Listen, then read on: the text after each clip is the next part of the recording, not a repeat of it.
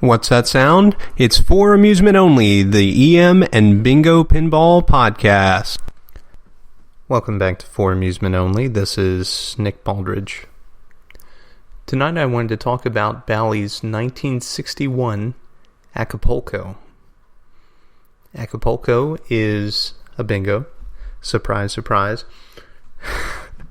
This bingo is one of only two games with a moving numbers feature that was never used again. And it's called Magic Numbers. Now, magic numbers sounds oddly generic when you hear things like magic squares, magic screen, magic lines. Magic numbers is a grouping. It works kind of like magic squares. You have four groupings of 6 numbers arranged in a 2x3 rectangle. So if you think about the standard 5x5 bingo card, and then you have 24 out of the 25 numbers repositionable, that's pretty powerful. Now, Acapulco is pretty interesting from a player's perspective because that's not all that it's got going for it. That feature, you have magic numbers A through D, and those can light independently. Most likely A and B and possibly C all light at once, and then D lights on a mystery interval after that. I've never played a magic numbers game, so this is all assumption. I'd have to look in the manual and figure out how that works.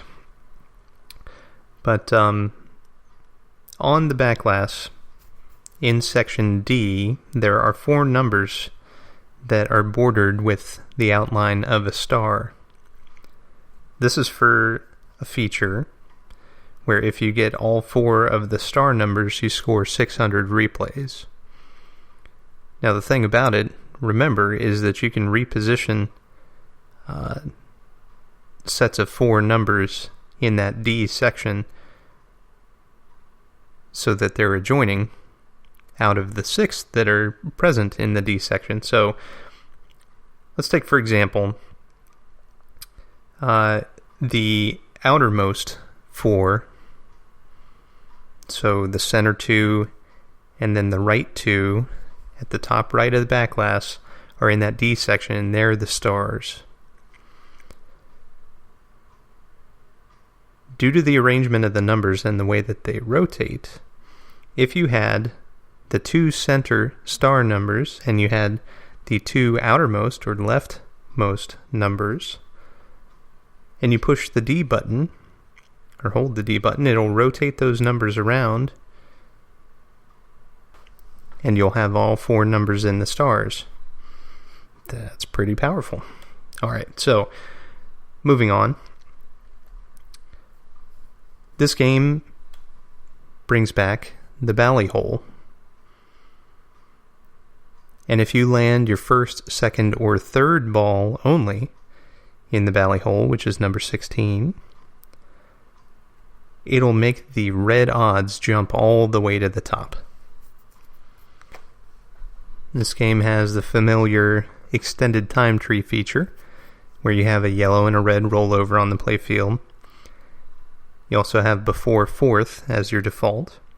If you hit the yellow rollover, it lights before 5th. The red rollover lights after 5th, or you can be awarded those on a random interval.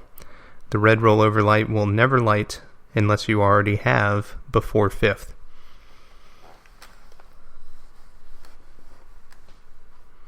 Now,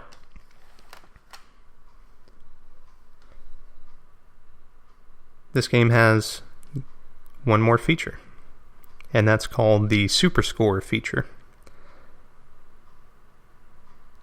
There is an additional button on the foot rail.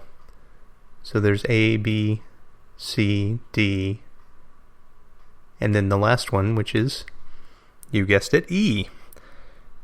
E shifts the horizontal line, which becomes the super score line.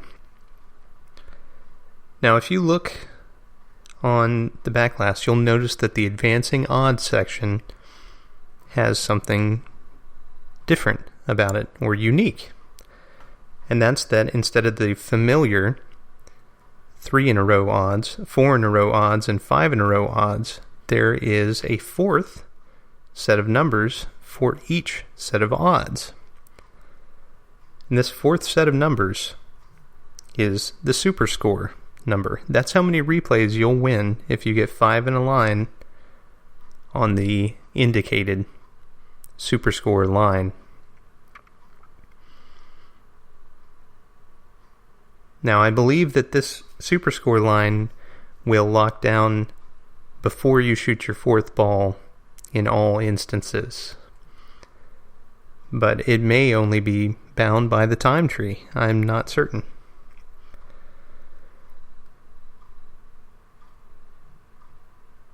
What I can tell you is that the maximum payout for 5 in a line in the super score line is 1,200 replays. That's 1,200 replays off of one game. That is insanity. It's crazy. These super high scoring games are just really fascinating to me. So, this game has pick-a-play, and if you'll recall, pick-a-play means that there are 3 different buttons, at least, on the front of the cabinet that allow you to pick what your coin goes to when you drop it in. Does it go to random awards of everything? Does it go to random awards of features, or does it go to random awards of scores? In this game's case, there's a red button, which is your randomly award anything button, an orange button, which is unusual, which only awards orange features. Now, the orange features are your magic numbers and your extended time tree. Then you have the blue button. Now, the blue button is typically your odds, if you're playing just for odds. This blue button not only plays for odds, but also plays for blue features, and the blue features are your scoring features. So your Ballyhole, the first, second, or third ball, which cranks your red odds all the way to the top, your super score feature, and then your 4-star numbers score 600 feature. So you can play for a chance to be awarded any of those independently of the magic numbers feature. Now, I mentioned the Ballyhole several times, and what's interesting is that the playfield artwork and the backglass artwork do not call out the feature Ballyhole. I'm not certain if that's because of any certain stigma, or if at this time they were just kind of moving away from that feature. The other unusual thing about the Ballyhole feature in this game is that the game is keeping track of when it can award you this feature.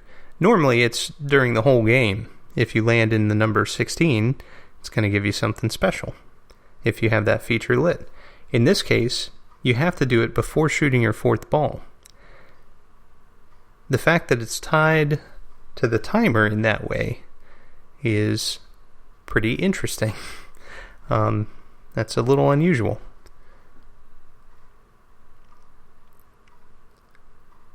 Now, let's talk about artwork. The backglass artwork looks like a resort, which I'm sure is a big surprise. In the background, you can see what looks like hotels and mountains, palm trees, sailboats, people having a romantic dinner, or lunch, I guess. It is daytime. Some people sitting on the beach, beach towels, and various other beach detritus. In the foreground, you have 3 ladies, all blonde, all with different one-piece swimsuits, hanging out beside the pool. One's carrying a towel, one's sitting on a chaise lounge, and the other one is standing like she's about to walk into the flowers. I'm not really sure what she's doing, but the odds are written over the pool and over a beach umbrella which has been left on the edge of the pool. It's very attractive. It's a very beautiful backglass. And the playfield is also beautiful. The numbers are outlined in what's evocative of flower petals.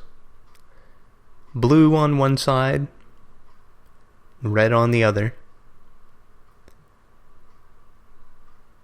With this really cool kind of overlapping thread. It reminds me of Bally's The Twist, which came out the very next year. Now there's a lot of beach activity, several ladies which are sitting on the sidelines of this playfield.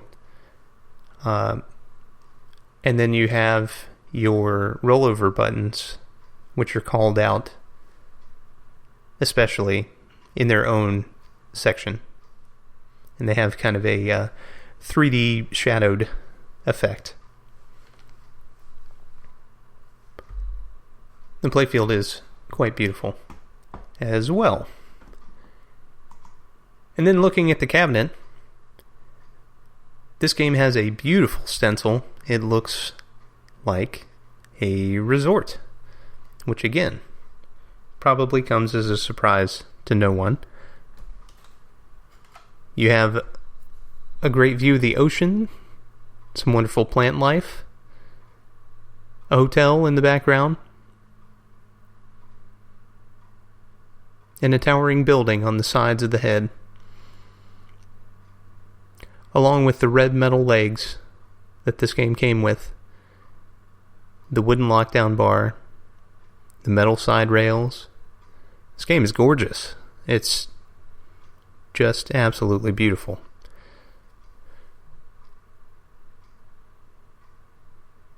Now this is, I know you've heard me say this many times before, a game that I would like to play. The magic numbers feature alone has me intrigued, but the super score feature really just puts it over the top. I don't know how many games that Bally used that super score feature for, but I can tell you that it looks like it would be quite the challenge. This game also has up to 3 extra balls, as you're well acquainted with by now. When you push that yellow button on the front of the cab, the game will search and potentially award you an extra ball.